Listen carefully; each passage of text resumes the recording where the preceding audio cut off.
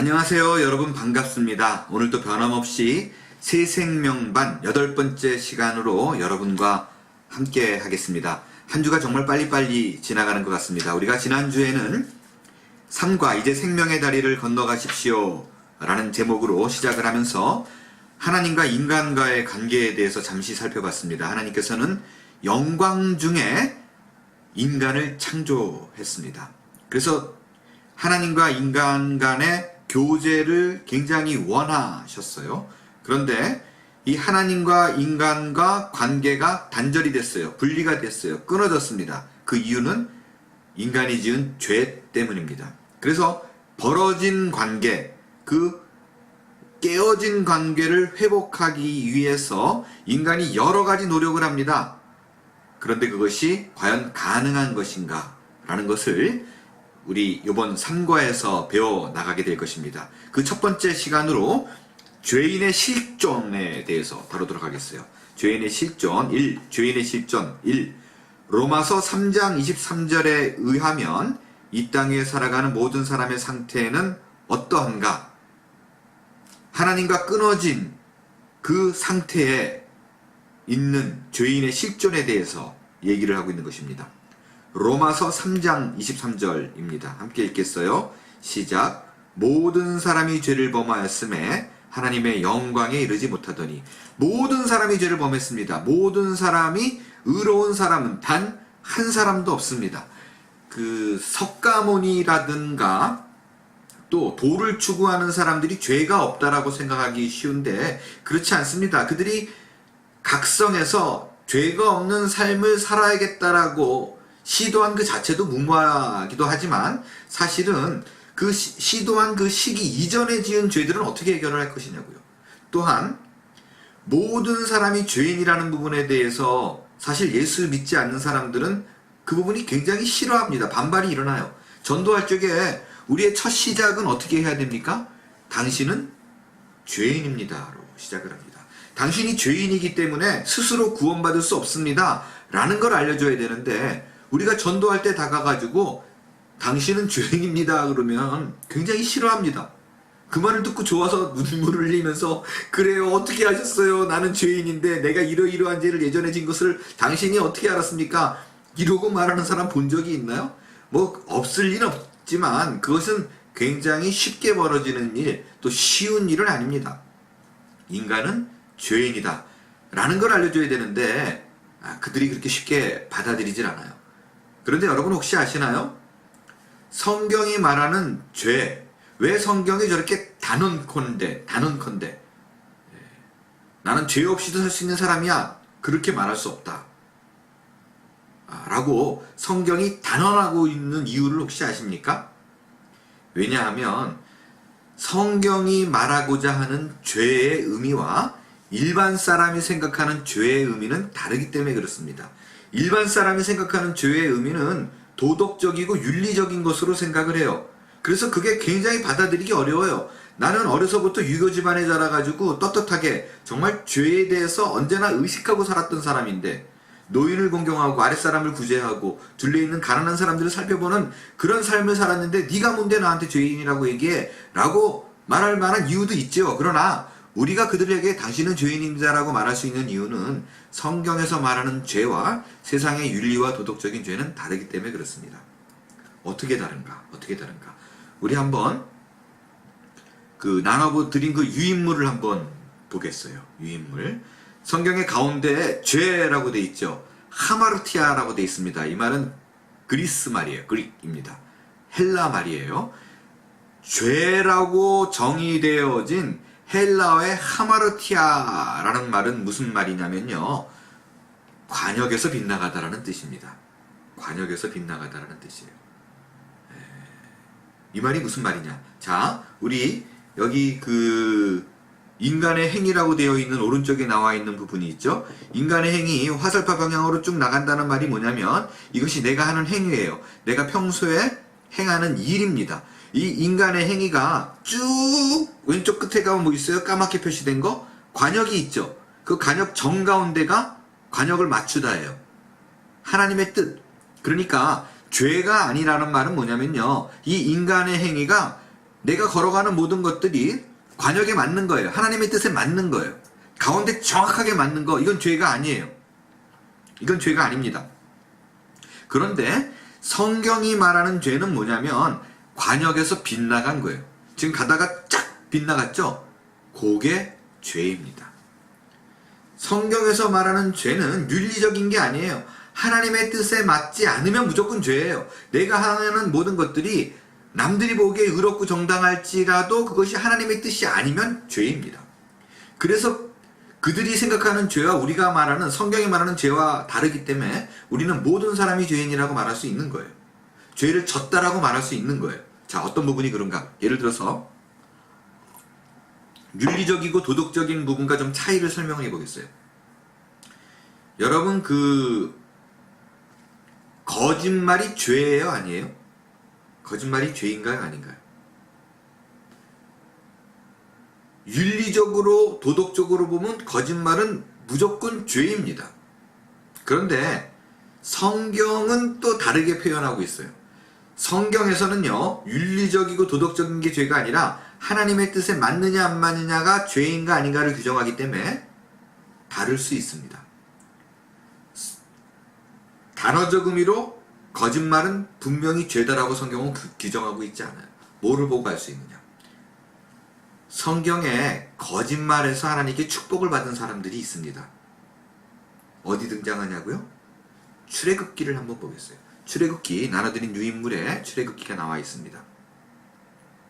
출애굽기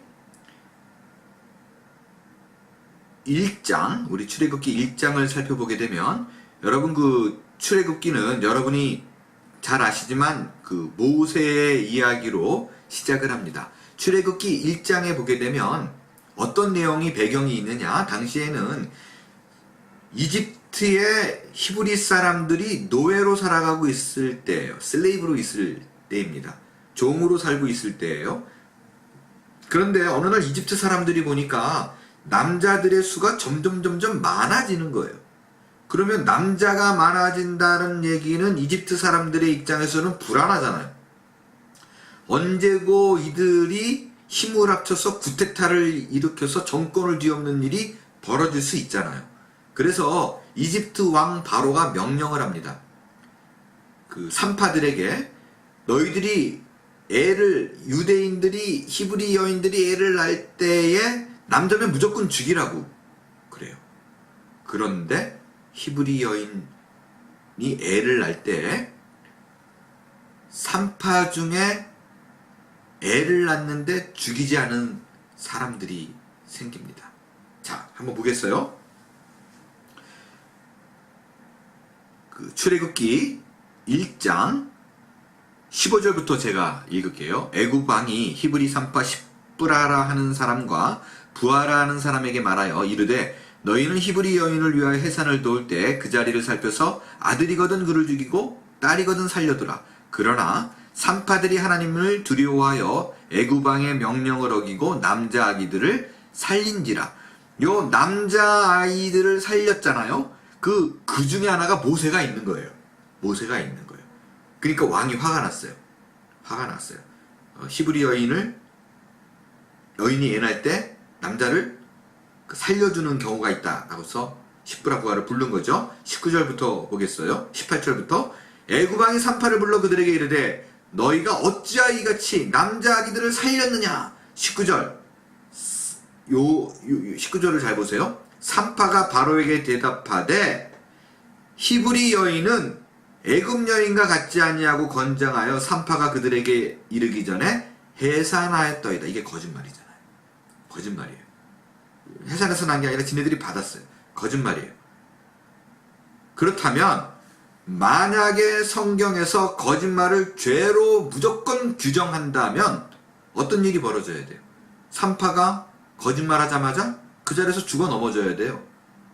여러분 기억하시나요? 사도행전에 보게 되면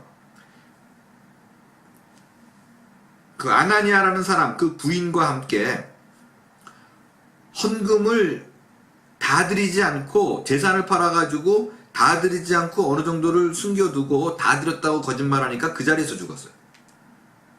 그 정도로 엄했었어요. 그런데 요 출애굽기 1장에 보면 산파가 그들에게 이르기 전에 해산할 때다 거짓말하면 바로 20절에 그 말 하자마자 죽어 넘어가더라 이렇게 나와야 되는데 20절은 그렇게 나와 있지 않습니다. 뭐라 그러나요? 하나님이 그 산파들에게 은혜를 베푸시니 그 백성은 번성하고 매우 강해지라. 은혜를 베풀었다 그래요. 은혜를 베풀었다 그래요. 왜 그랬는가? 여기서요, 산파의 행위, 산파가 히브리 여인이 애를 낳을 때에 죽이지 않는 것, 모세를 살려두는 것이 하나님의 뜻이었어요. 그래서 거짓말을 해서라도 모세를 살려내야만 했었어요. 그게 그 방향이 하나님의 뜻으로 갔기 때문에, 하나님이 원하시는 방향이기 때문에 죄가 아니라 은혜를 베푼 거예요. 다른 여인이 또 은혜를 받은 사람 있죠. 라합.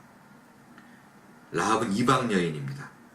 라합은 이방 여인인데 그 히브리 스파이들 숨겨두죠. 감춰두고 그 블레셋 사람이 와가지고 여기 스파이 못 봤냐 그랬더니 못 봤다. 그렇게 거짓말을 합니다. 그런데 그 거짓말 때문에 라합만 구원받는 것이 아니라 라합 온 가족이 구원을 얻습니다. 이것이 거짓말이냐 아니냐 그 단어 자체로 규정하는 것이 아니라 성경에서 하나님의 뜻으로 가지 않는 모든 것, 그 관역을 향해 가지 않는 모든 것, 거기서 빗나가면 죄라는 것입니다. 그럼 여러분에게 제가 또 한 질문을 드릴게요. 그렇다면 여러분이 여러분의 그 주일학교 애들, 그것이 손자이든 아니면 내 아이든 내 자녀이든 초등학교 애들 아니면 그 전에 아이들이 엄마, 할머니 거짓말이 죄예요 아니에요? 라고 물어보면 뭐라고 가르쳐야 될까요? 뭐라고 가르쳐야 돼요? 그것은 꼭 죄가 아니다. 왜냐하면 헬라어로 하마르티아라는 단어가 있는데 뭐 이러고 잘 설명해야 되나요? 애들 못 알아들어요. 그래서 그럴 때는 그래 거짓말하면 죄야 라고 윤리적으로 도덕적으로 가르쳐주는 것이 안전합니다. 그런데 우리가 성인이 된 우리, 하나님의 뜻을 명확히 구분할 수 있는 이 나이 때 우리는 명확한 것을 규정하고 알고 있는 것이 너무 중요해요. 그렇지 않으면 언제 어느 순간에 내가 이것이 하나님의 뜻입니까 아닙니까를 고민하지 않고 윤리적이고 도덕적인 것 때문에 하나님의 큰 틀을 놓칠 수 있기 때문에 그렇습니다. 그래서 굉장히 규정하고 있고 정확하게 그 답을 알고 있는 것이 너무나 중요합니다. 그리고 실제적으로도요, 보세요.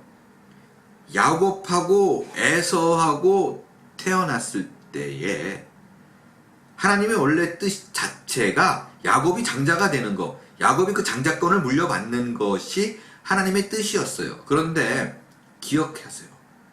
야곱이 잔머리를 써가지고 그 잔꾀를 부려서 장자권을 따내는 것을 하나님께서 기뻐하지 않았어요. 순리에 맞는 것이 일단 굉장히 중요하다라는 것입니다. 그렇다면 이제 죄라는 뜻이 하마르티아에서 관역에서 빗나갔어요. 근데 우리가 착각하기 쉬운 게 있어요. 어느 순간 빗나갔지만 내가 죄를 깨달았어요. 내가 진짜 나쁜 놈이구나. 그런 짓을 해서는 안 될 짓을 내가 했구나 라고 깨달았어요. 그리고 교회 가서 막 옵니다. 새벽 예배 나가가지고 아니면 철야기도 가가지고 하나님 잘못했습니다. 내가 이런 죄를 지었네요 라고 말하는 거. 이것을 우리가 자칫 잘못하면 회개로 알 수 있어요. 그거 회개한 거 아니에요.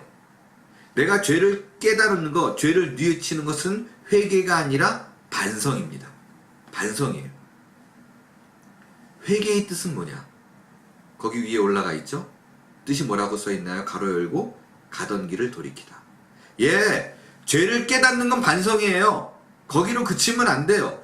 회개를 했다라는 말의 의미는 반드시 가던 길을 돌이켜서 하나님의 뜻이 무언가를 찾아내서 관역을 향해 다시 걸어가야 됩니다.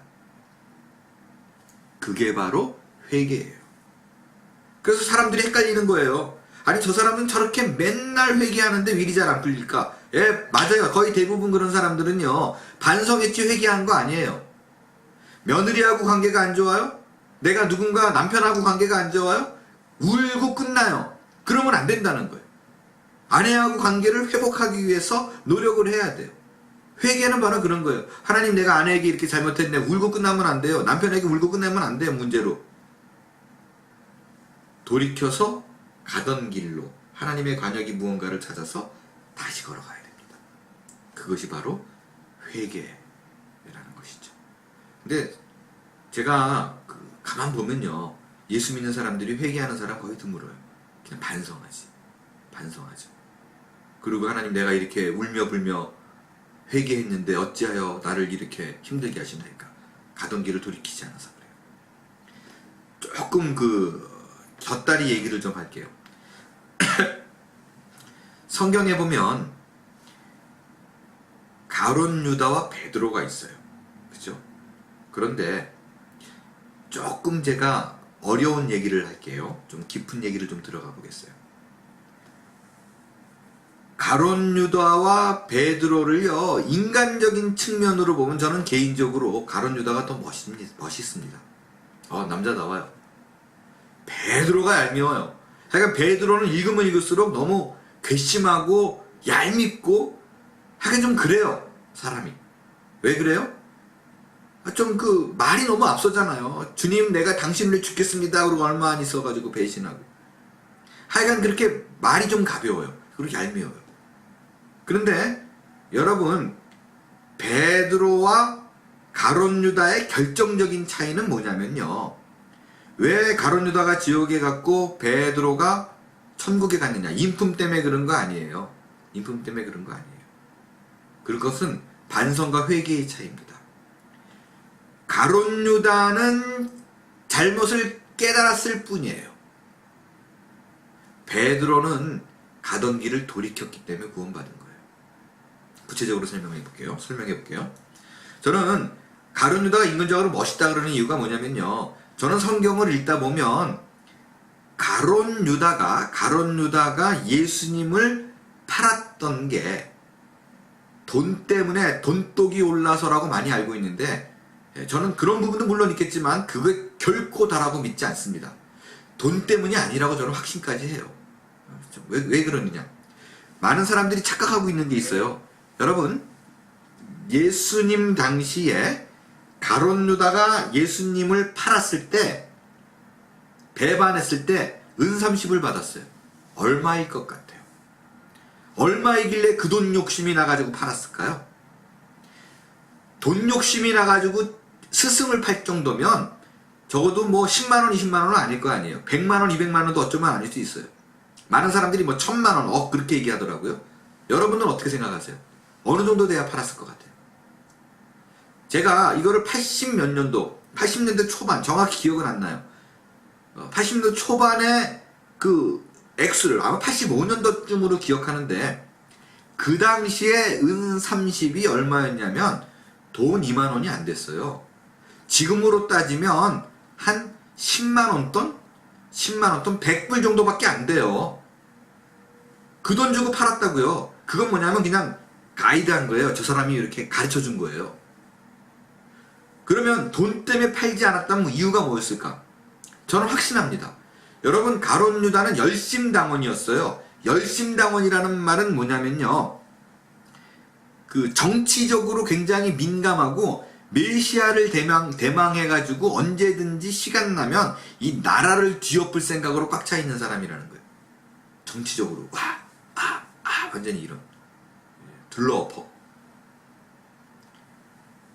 예수 그리스도를 기대할 때에 가룟 유다뿐만 아니라 모든 제자들이 이 땅의 왕으로 올 줄 알았어요. 당신은 식민지였잖아요. 로마의 식민지였었어요. 그래서 저 로마군들을 완전히 물리치고 유대인들이, 히브리 사람들이 독립할 거를 기대했어요.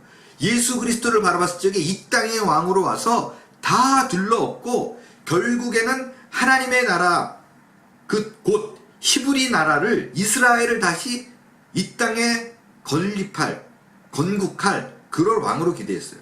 그래서 여러분, 요한도요, 요한의 엄마도 데리고 왔잖아요. 요한의 엄마가 야고보, 요한 이렇게 데리고 와가지고 하나는 우의정, 하나는 좌의정 시켜주세요. 그러고 부탁했다고요. 그래서 제자들이 막 화를 내고 그랬었어요. 왜 저렇게 따로 부탁을 하나. 모든 사람들이 그랬어요. 가룟 유다뿐만 아니라. 그런데 가룟 유다가 어느 날 이렇게 지켜보니까 예수님이 시간이 갈수록 이 땅을 건국할 생각을 하지 않고 자꾸 죽는다는 소리 하는 거예요. 그러니까 가룟 유다 입장에서는 마음이 약한 거예요. 저래서는 안 되는데. 그때 문득 떠오른 생각이 있었어요. 옛날에 그 사마리아 사람들 또 괴롭힐 때, 또 여러 사람들이 괴롭힐 때 제자들이 그랬잖아요. 저 엎어버릴까요? 불을 내려서 멸해버릴까요? 그럴 때 예수님이 그런 얘기 했거든요. 야, 내가 능력이 없어서 저들을 안 뒤집어 엎는지 알아? 지금 당장이라도 12영이 더 되는 천사들을 불러다가 저들을 무찌를 수 있어 라는 말을 기억합니다. 다 알고 있을 거 아니에요. 그러니까 가룟 유다 생각에는 이랬던 거 분명해요. 예수님 안 되겠다. 자꾸 마음이 약해져 가는 것 같아서. 그래서 예수님이 신변에 어려움이 생기면 그가 육체적으로 어떤 뭐라 그러죠? 어레스트. 딱 체포돼가지고 끌고 가가지고 꼼짝 못하는 일이 벌어지게 되면 이게 그때 나라를 뒤집겠구나. 이 생각을 했어요. 그래서 팔아버린 거예요. 어떻게 할 수 있어요? 팔아버려가지고 은삼십이 생겼으면 돈이 탐났으면 제자들한테 맞아 죽을까봐 도망가야 되잖아요. 안 도망가요. 끝까지 예수님을 따라갑니다. 여러분, 가룟 유다가 내가 이거 잘못했나라고 깨달은 건 언제 깨달은 줄 아세요? 재판관에서 땅 사형 그러고 언도되니까 그때 비로소 내가 무고한 피를 팔았도다 뉘우쳐요. 잘못을 깨달아요. 그래서 은30을 가지고 던지잖아요. 던져버리고 목매달아 죽어요. 저는요, 죄송한 얘기인데 인간적으로 보면 이거 훨씬 더 멋있어요. 자기의 사랑하는 스승을 팔았으니까 죽음으로 그냥 해결하려고 그런 거잖아. 인간적으로 보면요. 인간적으로. 베드로 보세요. 얼마나 얄미워요. 여러분, 베드로가 세 번째 부인했을 때 있잖아요. 누가복음 보세요. 누가복음 보면 세 번째 부인할 때 그냥 마태복음에 더 심하게 나와 있죠. 마태복음. 세 번째 부인할 때 저주하고 맹세했다고 돼 있어요. 저주하고 맹세했다고. 그러니까 내가 저 인간 알면 사람이 아닙니다. 그렇게 말한 거예요. 마태복음에 의하면. 근데 그 똑같은 상황을 누가복음에 보면 뭐라고 써 있는지 알아요? 세 번째 내가 저 사람 알지 못해요 라고 말할 적에 멀리 있는 게 아니었었어요. 예수님이 바로 옆에 있었던 거 아세요? 누가복음에 보면 난 저 사람 몰라요 그랬더니 주께서 돌이켜 베드로를 보시니 그걸 많이 써 있어요. 진짜 나쁜 놈이에요. 생각해 보세요. 예수님 면전에 두고 불과 몇 미터 앞에 두고 난 저 사람 모른다라고 말한 거예요. 마태복음에 보면 뭐라 그랬다고요? 쌍소리를 해가면서 내가 저 인간 알면 강아지입니다 뭐 이런 소리 해가면서. 그러니까 닭이 울잖아요. 더 얄미운 게 뭔지 알아요? 나가서 울어요. 그리고 끝내요. 그게 뭐예요? 진짜 베드로가 의리 있으면 다시 성 안으로 들어가야죠. 그렇잖아요. 가룟 유다는 죽기까지 했는데 양심의 가책을 느껴서 자기도 양심이 있죠. 자기는 한 말이 있는데 그럼 따라 들어가서 얘기해야 되잖아요. 사실은 나도 예수를 판 사람입니다. 나도 죽여주세요. 이래야 되죠. 그럴 용기도 없는 게 베드로예요. 정말 나쁜 사람이라고 저는 생각해요. 그런데 베드로는 구원받고 가룟 유다는 구원 못 받았어요. 그 이유는 딴 게 아니라 단 하나입니다. 단 하나예요. 가룟 유다는 반성했어요. 그냥 뉘우쳤어요. 그런데 베드로는 회개했어요. 결국에는 예수님이 부활해서 나타나서 그를 돌이켜서 가던 길을 돌아갔어요. 하나님의 뜻이 뭔가를 찾아갔어요. 그래서 순교했어요. 그래서 그는 구원의 백성이 될 수 있었던 거예요. 이게 너무나 결정적인 차이입니다. 여러분, 혹시 여러분 중에 내가 반성한 거를 회개했다라고 믿는 분이 계십니까? 아직 예수 믿는 거 아니에요. 하나님의 뜻으로 가던 걸 돌이켜야 됩니다. 다시 그분의 뜻을 찾아가야 돼요. 그것이 크리스찬입니다. 그것이 예수 믿는 사람이에요.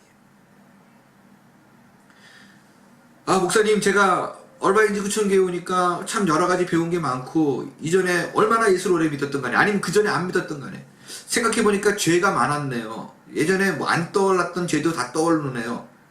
아직 예수 믿는 거 아니에요. 예수 믿는 거 아니에요. 반성이에요. 반성은 뭐냐면 이제 고백하고 하나님의 뜻이 뭔가를 찾아가는 거예요. 왜 예수께서 나를 위해서 십자가를 돌아가실 만큼 희생을 해야 되는가를 깨닫고 다시 그 길로 돌아가는 거예요. 하나님께 눈 맞추는 거예요.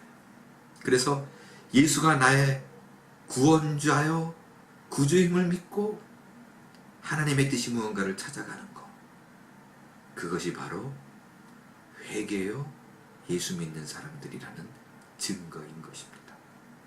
착각하지 마세요. 많이 운다고 내가 회개한 거 아니에요. 돌이키십시오. 돌이키십시오. 돌이키십시오. 그것이 회개입니다. 두 번째 보겠어요. 로마서 6장 23절에 의하면 죄의 대가는 뭔가? 죄진 사람은 어떻게 되는가? 로마서 6장 23절을 읽겠습니다. 죄의 삭슨 사망이요 하나님의 은사는 그리스도 예수 우리 주 안에 있는 영생이니라. 죄지면 죽는 거예요. 죄지면 감옥에 들어가서 얼마 있다가 풀려나는 것이 아니라 성경은 사망만이 갚을 수 있는 거라고 얘기합니다. 죄의 대가는 군사적 용어예요. 사실 죄의 종으로 일한 대가라는 뜻이에요. 사망입니다. 모든 죄진 사람은 죽음으로 들어갈 수밖에 없어요. 둘째 사망이 기다리고 있는 거예요. 영원히 영원한 불지옥으로 가게 된다는 것입니다. 여러분, 죄의 대가는 사망인데 하나님의 은사는 영생이래요. 여러분, 은사가 무슨 뜻이에요? 은사. 예, 스승이란 뜻이 아니라고 말씀드렸죠. 은사는 gift입니다. 선물이에요. 선물입니다.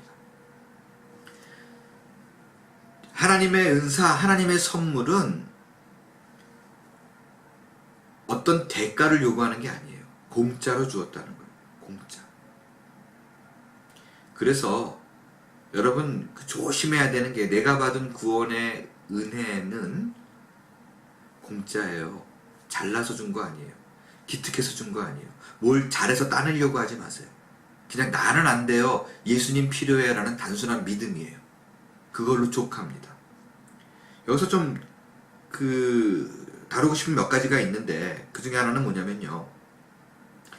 간증이라는 걸로 요즘 많은 사람들 앞에서 얘기하는 분들은 많은데 저는 때로는 안타까울 때가 있어요.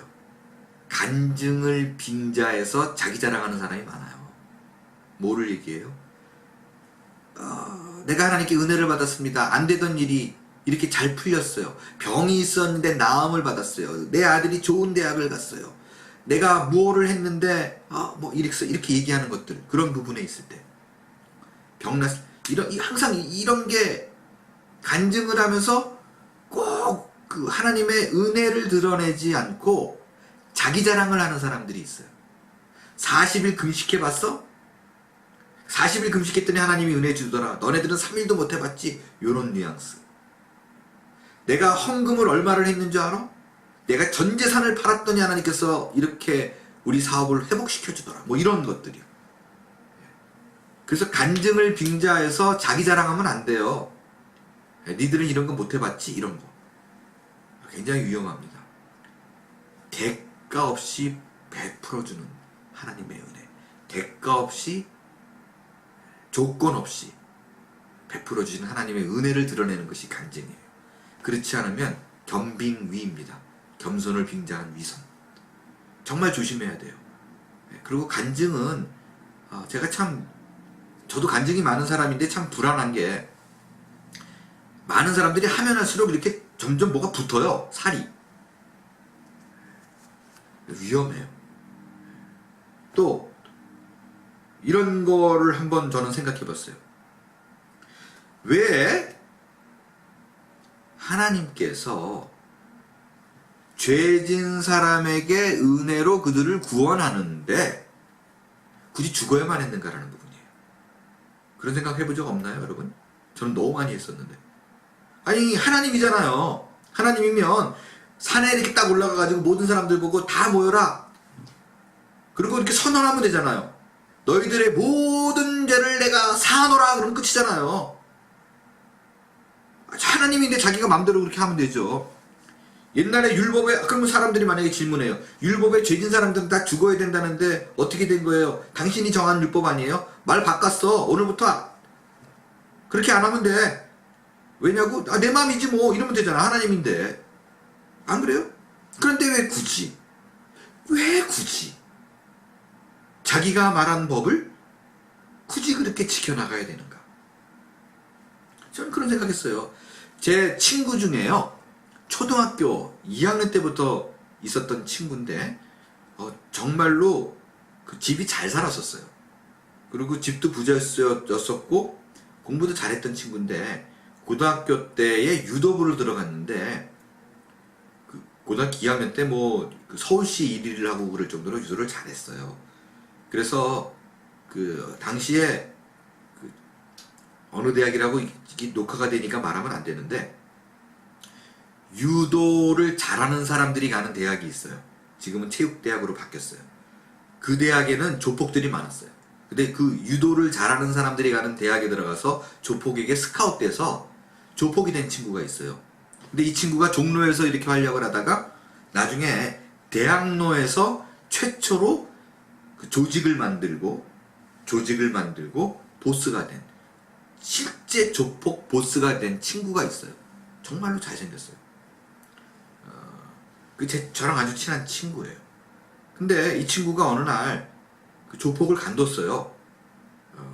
그 조폭을 간두고 지금은 다른 사업을 하고 있습니다. 근데 제가 나중에 보니까 손가락이 다 이렇게 멀쩡한 거예요. 제가 물어봤죠. 아니 조폭하면 이렇게 막 손가락 자르고 그러는데 네 손가락은 왜 그렇게 멀쩡하냐 그랬더니 아주 심플하게 대답하던데요. 그 친구가 야 내가 만들어가지고 내가 없애는데 누가 나한테 손가락 자르라고 명령해. 그냥 내가 없앴지 뭐. 그러니까 나한테 그런 명령을 사람이 없으니까 멀쩡하지. 그렇게 얘기를 했어요. 아니 심지어요. 조폭도 뽑으면 내가 탑 리더면 내가 말한 거 그냥 뭐 세상 룰 뭐 상관없이 안 지켜도 되는데 왜 굳이 하나님은 자기가 말한 것 때문에 십자가에 달려서 인간의 죄를 대신해서 죽어야만 했을까? 깊이 묵상하다가 제가 놀라운 깨달음을 하나 얻었어요. 여러분 그렇기 때문에 기독교가 좋은 거예요. 여러분 그렇기 때문에 기독교가 믿을 만한 거라고요. 다른 그 어떤 종교는 신이 인간을 대신해서 죽은 일도 없을 뿐만 아니라 말을 바꾼 적이 없어요. 하나님은 말을 바꾼 적이 없다고요. 말을. 단 한 번도 옛날엔 그거고 이런 적이 없다고요. 그냥 당신이 말했기 때문에 당신이 죄의 대가는 죽어야 된다. 그 외에는 다른 방법이 없다라고 말했기 때문에 인간의 죄를 짊어지고 대신 죽은 거라고요. 그런 신이 어디 있어요? 만약에 그렇다면 자기의 하는 말을 말 바꿔도 충분히 누가 뭐라 그럴 사람이 없는데 지켜나가는 사람이라면 그것이 요즘도 지킬 거 아니에요. 아직도 지켜나가실 거 아니에요. 너를 내가 구원하겠다. 끝까지 버리지 않겠다. 언제까지? 영원까지. 내가 너의 친구로서 또 내주하는 성령으로서 내 안에 들어온 성령으로서 결코 너를 버리지 않을 거야. 이 약속을 지킬 거라는 거죠. 이 약속을. 이게 너무 놀라운 사실이에요. 대단한 사실입니다. 그래서 저는 하나님을 믿고 예수 그리스도 믿는 게 신이 납니다. 너무너무 기쁜 거예요. 왜? 당신의 말을 목숨까지 버려갈 만큼 지킬 만큼 신실한 분이시기 때문입니다. 여러분 말씀을 마칠 거예요. 도대체 뭐가 더 필요하냐고요. 뭐가 더 필요한가. 이렇게 눈물 나고 희생이 있고 헌신이 있는 하나님의 사랑이 우리 앞에 있는데 뭐가 더 필요하세요? 뭐가 더 필요하세요? 단순한 고백으로 나아가십시오. 하나님께서는 그 외에 그 어떤 것도 우리에게 요구하지 않을 것입니다. 그 사실을 기억하시고 이제 관역을 향해 달려가는 하나님의 뜻을 향해 달려가는 삶을 사십시오. 행여 빗나갔다면 반성하지 마시고 뉘치지 마시고 회개하십시오. 가던 길을 돌이켜서 주의 뜻으로 걸어갈 적에 하나님께서 약속하신 충만한 복된 은혜의 삶이 저와 여러분 삶 가운데 펼쳐지게 될 줄로 믿습니다. 기도하겠습니다. 주님 고맙습니다. 정말 고맙습니다. 하나님의 은혜로 지금까지 살았습니다. 이제 나의 모든 죄를 회개하고 주 앞에 돌이킵니다. 주의 복된 음성에 귀 기울여 순종하여서 자녀된 많은 축복들을 이 땅에 살면서 마음껏 누리며 사는 주의 귀한 자녀되게 해 주옵소서. 예수님의 이름으로 기도합니다. 아멘.